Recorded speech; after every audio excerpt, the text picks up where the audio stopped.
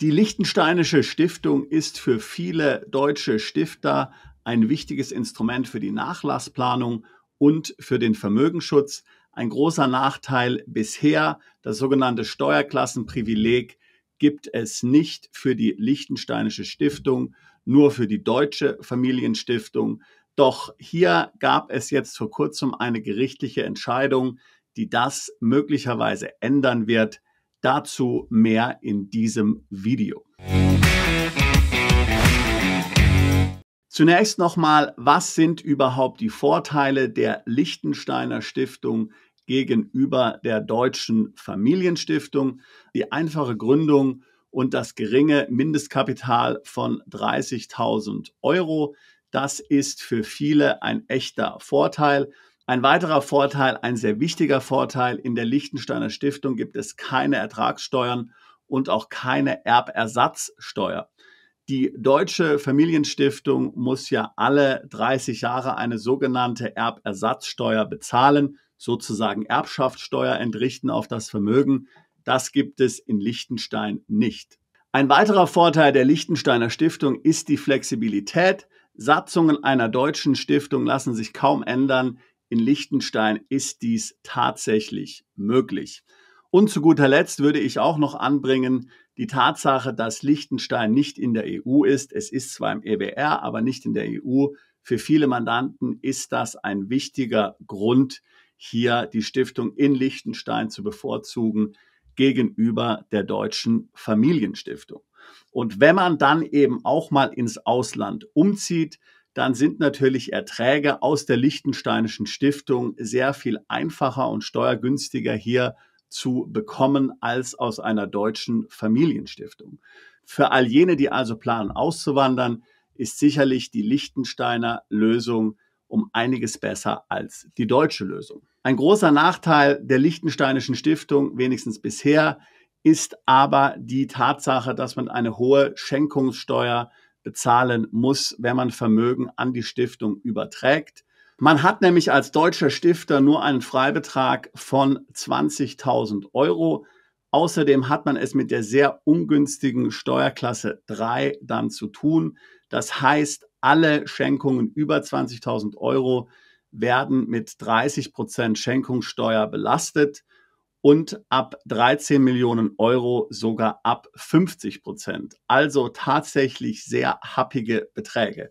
Bisher jedenfalls, denn im November 2023 kam vom Finanzgericht in Köln eine ganz interessante Vorlage an den EuGH.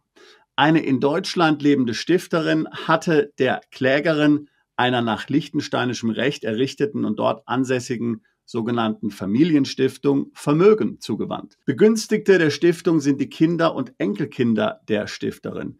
Mit der zur Errichtung eingerichteten Schenkungssteuererklärung begehrte die Klägerin die Festsetzung der Schenkungssteuer unter Berücksichtigung eines Freibetrages in Höhe von 200.000 Euro sowie die Anwendung eines Steuersatzes von 19% nach Steuerklasse 1, nicht also 30% nach Steuerklasse 3. Die Vorschrift über das sogenannte Steuerklassenprivileg gemäß § 15 Absatz 2 Erbschaftssteuergesetz, wonach sich der Steuersatz nach dem Verwandtschaftsverhältnis zwischen den von der Stiftung begünstigten Personen und der stiftenden Person richtet, sei erweiternd auch auf ausländische Stiftungen anzuwenden. Denn die nach dem Wortlaut der Vorschrift auf inländische Stiftungen beschränkte Begünstigung verstoße gegen die europäische Kapitalverkehrsfreiheit. Das beklagte Finanzamt setzte die Schenkungssteuer ohne Berücksichtigung des Steuerklassenprivileges fest, Berücksichtigung eben des Freibetrages von lediglich 20.000 Euro. Hiergegen klagt die Klägerin vor dem Finanzgericht Köln. Der 7. Senat bezweifelt in seinem Vorlagenbeschluss, dass zwingende Gründe des Allgemeininteresses vorliegen, welche die durch § 15 Satz 1 Erbschaftssteuergesetz bewirkte Ungleichbehandlung der Liechtensteiner Stiftung bzw. die daraus resultierende Beschränkung der Kapitalverkehrsfreiheit rechtfertigen könnten. Also das kann noch interessant werden. Folgen wir, wie sich diese ganze Sache hier entwickelt. Das Aktenzeichen übrigens, wenn du es selbst nachschauen willst, ist 7K 217-21. wie gesagt, Finanzgericht Köln. Würde es hier also tatsächlich zu einem Urteil zugunsten dieser liechtensteinischen Stiftung kommen, was ich für absolut richtig halte, denn im Grunde genommen müssten ja die Regelungen für die Deutsche Familienstiftung für alle Stiftungen im EU-Raum bzw. EWR-Raum zählen.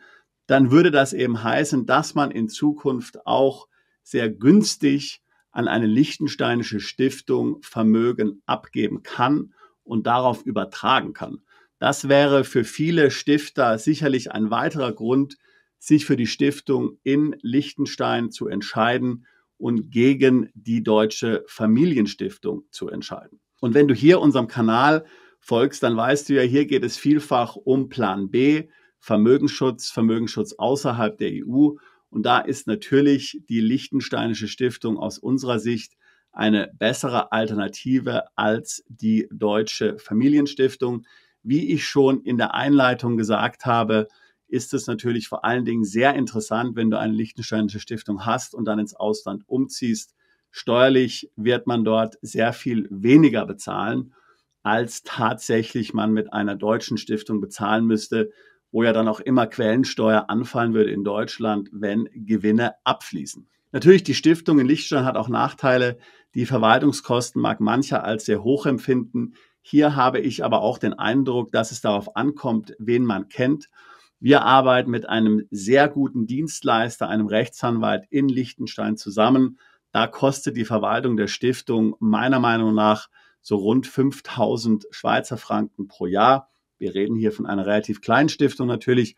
Das halte ich für durchaus überschaubare Kosten. Für viele ist auch der Kontrollverlust bei der Stiftung natürlich ein Thema. Hier habe ich einen fremden Dritten drin, aber auch dort gibt es Wege, letztlich diese Dinge zu gestalten. Das muss man dann aber in einem Beratungsgespräch einmal klären. Wenn die Liechtensteiner Stiftung für dich ein Thema ist, wenn sie als Instrument für dich zur Vermögensplanung in Frage kommt, zur Nachlassplanung oder auch zum Beispiel nur um die deutsche Wegzugsteuer zu vermeiden.